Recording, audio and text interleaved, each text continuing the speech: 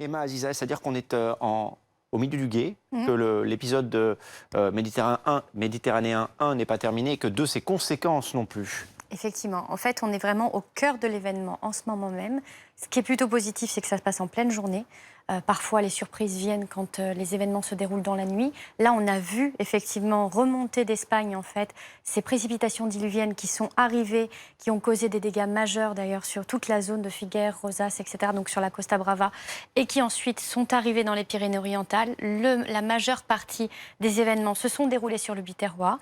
Aujourd'hui, c'est un territoire qui est complètement saturé en eau. La prochaine pluie stationnaire qui arrive sur ce territoire peut être extrêmement dangereuse et c'est un système qui peut s'emballer d'une heure à l'autre. Si on appelle ça des crues éclairs, c'est simplement parce que l'hydrogramme de crue qui représente le débit qui monte dans la rivière se produit comme un éclair, c'est-à-dire que vraiment on va avoir un sentiment d'un événement flash qui peut monter de plusieurs mètres de hauteur en quelques heures et redescendre immédiatement et être très vite drainé.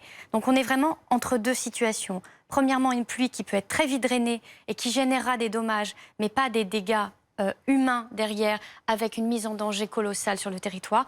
Et de l'autre côté, une situation qui peut basculer à tout instant. Attention, restez prudents.